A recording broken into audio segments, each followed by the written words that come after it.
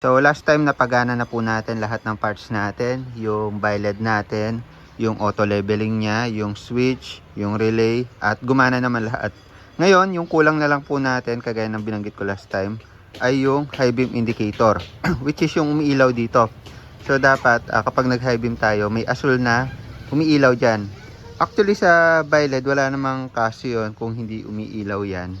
Pero importante kasi yun kapag nagdadrive tayo para makita natin kung naka-high beam tayo or nagpa-passing para alam natin kung naka-high yung natin ilaw. Importante talaga sa motor yun, kung kaya naman lahat ng motor may high beam indicator. Pero kung sa biled lang, wala namang kaso kung hindi na natin lagyan. Pero mas okay na lagyan pa rin natin syempre para yun nga makita natin kung naka high beam tayo. So para magawa natin high beam natin mga bossing, tinanggal ko muna yung switch natin, yung IOTA switch, which is ito.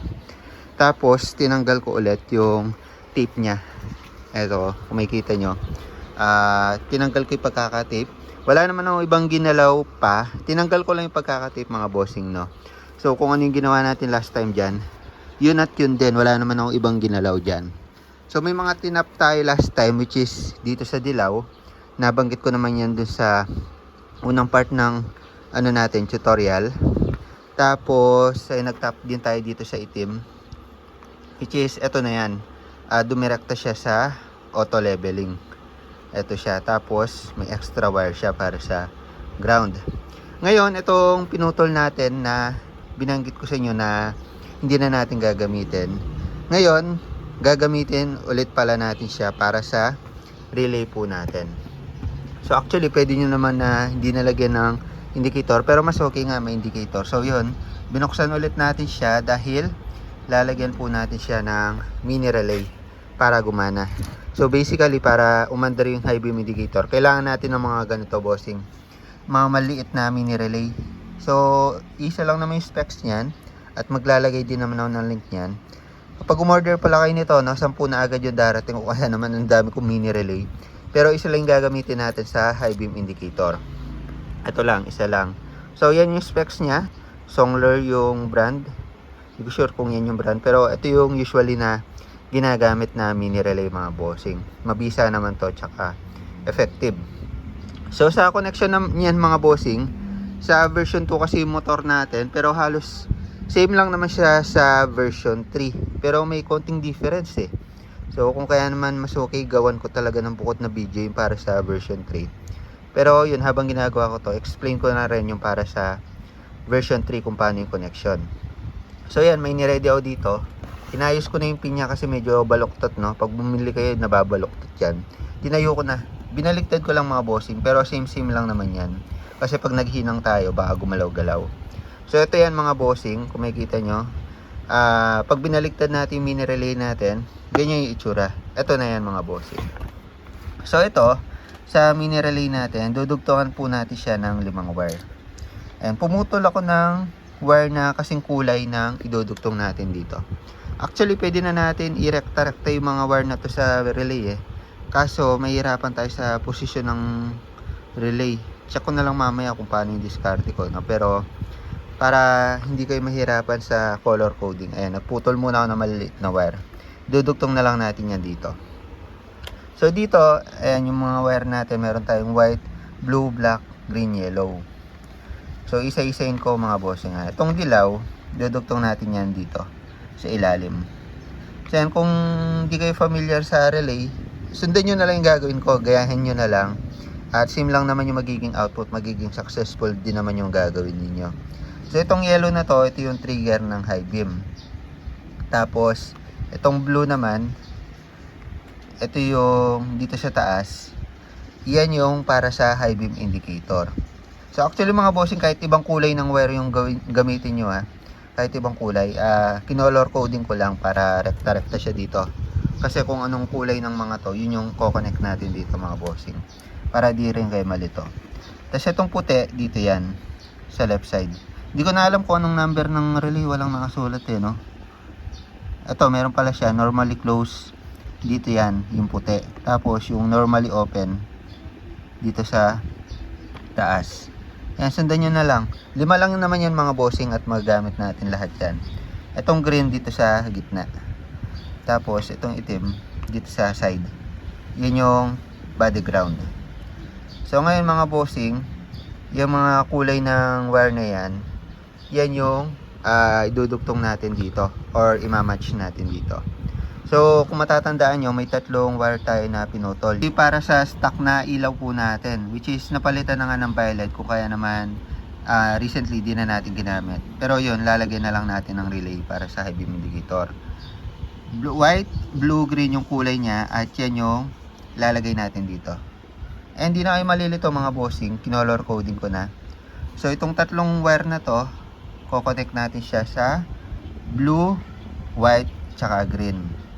Ayan, itong tatlo. Malinaw naman siguro yan, di pa naman siguro kayo mawawala sa tutorial natin. Ngayon, yung natitira na lang is itong dilaw at tsaka itim. So matatandaan nyo, may dalawa tayong tinap na wire dito. Which is yung black, tsaka itong yellow.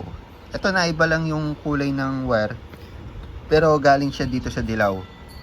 Dapat dilaw din yung ilalagay ko dito kaso naubusan ako ng dilaw. So isipin nyo na lang dilaw to mga bossing. Dilaw din naman yung pinagmulan yan.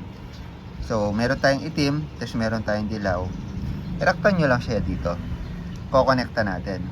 Ngayon, hanapan natin siya ng magandang pwesto na yung relay nandito lang siya banda. Para pag tinape natin, nakabuko lang siya. So yung parang magiging itsura niyan is ganito. Ito yung sa OEM left handle switch. Hindi to stock . Sa mga OEM, meron silang relay dito. Ayan o. Ayan kung makikita nyo. Relay ito mga bossing. Ganyan yung positioning niya. Nagitna, no? Tapos nakabalot ng malaking insulation. Ganun yung i-goal natin mga bossing. Pero sa ngayon, pagdugtungin muna natin sila. Etong black pala mga bossing. Ito yan, di ba?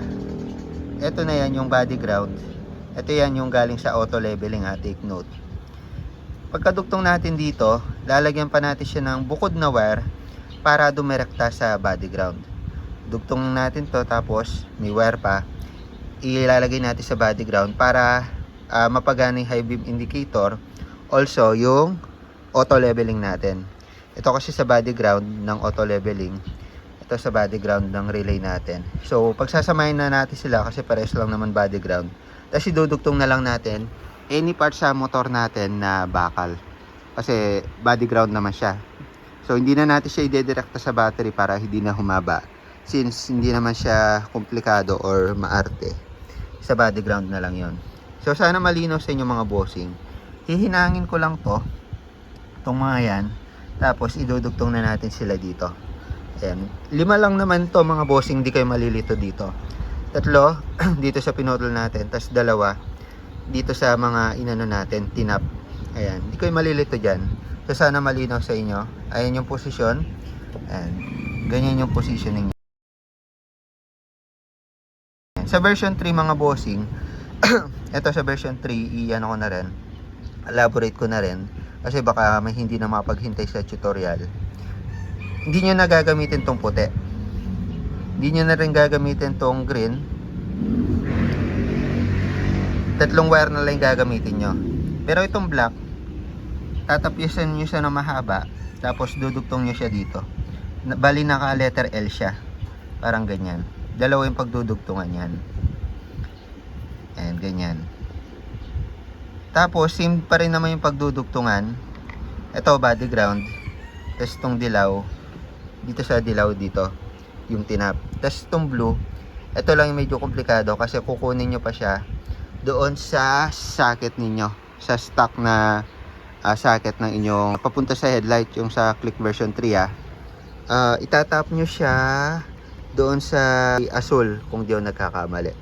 Blue white or blue black yun kung di ako nagkakamali. So yun, doon nyo lang siya itatap. Ganun lang naman sa version 3. Pero sa version 2 kasi yung motor natin. So yun muna yung gagawin natin. Hinahin ko lang to mga bossing. Ayan, para kumapit yung wire pupunta dito sa mga pin. So yan, binalatan ko lang sila ng ganito kaliit para saktuhan lang sila dito. Tapos hindi sila mag short circuit or magdikit-dikit. So yan, okay na tayo dito sa mini relay. Nailagyan ko na ng mga wires natin. Medyo nahirapan lang ako kasi nakatusok sila, no? So yung discard ko dito, binend ko siya pag ganito, tapos inipit ko yung wire mga bossing. Inipit ko yung wire dyan, tsaka inihinang. Kaysa sa nakatayo, natatanggal siya lagi. So, ganun yung ginawa ko, tapos kinapalan ko na yung hinang para hindi siya basta-basta matanggal. May mga humihiwalay lang ng wire na tigisa, pero okay lang naman yan. At least, walang dikit-dikit dyan mga. So, inisang direction ko na lang din siya para yung dugtong niya, pag ganito na lang siya. Tapos, hihinangin ko na lang to mga bossing. Itong mga wire na tinuro ko sa inyo kanina. Kasama na tong ground, tsaka itong dilaw. Ayan, ganito yung magiging posisyon niyan. Tapos, iti-tape ko na lang siya para malinis siyang tignan. May umbok lang siya, pero yun, same lang naman siya dun sa switch natin doon yung pinakita ko sa inyo kanina. So yun, hinangin ko lang siya mga bossing para malinis na siyang tignan. Update tayo, nahinang ko na yung 4 na wire, no? So yung green, blue, tsaka white, ayan, nahinang ko na mga bossing. Tapos yung black, nahinang ko na rin. Nilagyan ko pala siya ng extra wire para yan nga sa ground, kagaya ng binanggit ko sa inyo kanina. Para yan yung itatap natin sa body ground natin. Yan yung black, no? Tapos, itong dilaw, last na lang to, hindi ko pa siya naitatap. Ang gagawin ko dito, tatanggalin ko na yung hininang ko nung last. May tinap kasi tayo dyan. At yun, irerekta na natin to dahil malapit na lang siya, no? So, dito rin kasi natin siya idudugtong. Medyo redundant din kung ihinang pa natin siya dito. So, hinang ko na lang siya dito sa last kong hininang mga bossing para malinis siya tignan, no? Tatanggalin ko na tong pink na wire. Ayan, okay na lahat, no? Ayan, pati itong dilaw na itap ko na siya. So, malinis na siya tignan. Iti-tape na lang natin siya. Tapos, all goods na tayo. So, itong pinaka-relay din, iti-tape natin siya para hindi naka-expose yung pinaka mga hinang niya, no? So, tape lang yan mga bossing. Iti-tape ko lang to paikot. Tapos, iti-tape natin tong buong part na to. So, yung lalabas lang dyan is itong sa leveling. Tsaka itong 4 na wire po natin, which is papunta sa relay natin tsaka sa trigger ng ating mga switch. So yan, tape ko lang siya mga bossing. Gamit tayo ng electrical tape para malinis tignan. Unahin ko na i-tape ito relay natin. So bago natin i-tape ng buo, lagyan ko na ng insulation itong 4, itong papunta sa baba. So yan, all goods na. Itong insulation na to, ito yung mahaba, no? Isa pa lang yung ginamit natin ng insulation, isang size pa lang yun. So yan, na-tape ko na siya mga bossing, malinis na tignan. Pati itong relay, tinape ko na para hindi mapasukan ng tubig at magkaroon ng short circuit. So yan, nilagyan ko rin ng isolation. Itong ating auto leveling. Tapos ito yung konektadong wire para sa ground. Ito yung stock socket natin. Tapos nilagyan ko na rin yung insulation para dito sa ating wire sa baba. So, meron tayo ditong yellow at saka green na wire. Ayan yan mga bossing. Tapos, blue at saka brown. Ngayon, yung balak natin dito para malinis tignan, ayan, nilagyan ko na nga ng insulation. Lalagyan na lang natin itong snap-on na pang-connection. So, yung mga socket kasi na 2-pin or 4-pin, yung mga ganito, medyo mataba siya at saka malaki. So, since tig-dalawang wire lang naman to, pares-pares, pwede na to itong ini-snap lang, quick release lang, tsaka maliit lang, hindi siya aksayado sa space. Ngayon, ang gagawin natin, shoot lang natin yung wire dito sa kabilang side, itong yellow tsaka green, papunta yan sa relay mga bossing. Take note ha, binalatan ko na siya, papasok ko lang siya dito sa butas. Ayan, dito sa butas. Ayan, ito na yung pinaka final na itsura ng handle switch po natin. Malinis na malinis tignan, may relay na. At ayun, yung wire po niya hanggang dito sa dulo. Dipin na lang siya. Disaksak na lang siya mga bossing. Napakaliit lang din, oh, 'di ba? So kokonekta na lang natin. Pakita ko sa inyo kung saan natin ko-connect yung kabilang side. Pero sa relay lang naman yan, at saka dun sa black na wire. So nga pala, para ma-testing din natin yung high beam indicator mga bossing, lagyan na natin yung connection yung dulo nito. So dito sa ating motor, kung matatandaan nyo, same lang naman yung connection natin, yung dati pa rin naman. Yung dito sa may socket, nadugtong dito yung blue, di ba? Tapos dito yung brown. So lalagyan natin yan ng pin kamukha ng nilagay natin dito sa dulo para i-connecta na lang natin. Siguro dadagdagan lang natin ng wire para medyo humaba ng konti. Tapos yun, lagyan natin ng pin sa dulo. Tapos pwede na natin saksak to yung isang side. Tandaan nyo rin pala, dahil ayan, natakpan ko na, hindi ko na makita, pero kabisado ko naman, nandito yung blue brown mga bossing. Tapos yung green at saka yellow, nandito siya. Kukonekta ko siya dito sa relay natin. So dito sa relay, ayan, meron tayo ditong blue at saka green. Ito namang dulo na to, ilalagyan ko ng pin connector kagaya nito para sasaksak na lang natin siya dito sa yellow at green nitong ating mga switch. Tapos yun, testingin natin kung gagana po yung ating high beam indicator kapag naidugtong na po natin ulit lahat. So ipasok na natin tong sa relay. Take note, tandaan yung orientation. So okay na yung connection natin dito sa relay, dito sa trigger ng high beam, low beam, tsaka dito sa IOTO switch po natin. So hindi ko na hinabaan yung yung wires nila. Ito lang yan, hindi na nagputol, hinayaan ko na lang. Palagay ko naman aabot siya kasi hindi naman natin kailangan ng sobrang habang wire dito sa relay natin. So yan, try natin. Saan nga ba yun? Ito yun mga bossing. Tapos snap natin. Ayan, konektado na yan. Take note yellow to blue tapos green to green. Ayan, switch to relay. Para sa high and low beam natin yan yung trigger. Tapos since may relay na tayo dito, dapat gumana na yung high beam indicator natin. Tapos yung kabila naman dun sa motor, lagyan natin socket. So ito socket natin, blue tsaka brown yung wire natin dito. So nasa taas yung blue, sa ibaba yung brown. So dito sa kabilang connection, dugtong natin siya. Ito yung co-connect natin. Tapos yung dito sa ilalim, which is yung brown sa kabila, ito na may co-connect na. So okay, malilito mga bossing. Naituro ko naman nung unang part ng video yan. So wala pa naman tayo na i-skip. Sana nasusundan nyo pa rin yung tutorial. So hahabaan ko lang yung wire na to, tapos lalagyan natin ng ganito. So yan, nagawa na tayo ng connection socket natin. Take note yung kabilang linya, blue at saka brown siya, di ba? So yung blue dapat kumonekta siya dito sa ilalim na part, which is yun yung malapit sa socket. Tapos yung brown dito. So ganito na yung itsura niya mga bossing, no? So tinanggal ko muna yung headlight natin. So yun, palupot na lang natin yung electrical tape dito para malinis siya tignan. So ayan, may socket na tayo dito. So ayan na siya, malinis na ulit tignan. So connect lang ulit natin itong AC natin na may bi-LED, pati itong switch, tapos yung relay po natin. Tapos check natin kung gagana yung high beam indicator natin dito mga bossing. Testing muna tayo.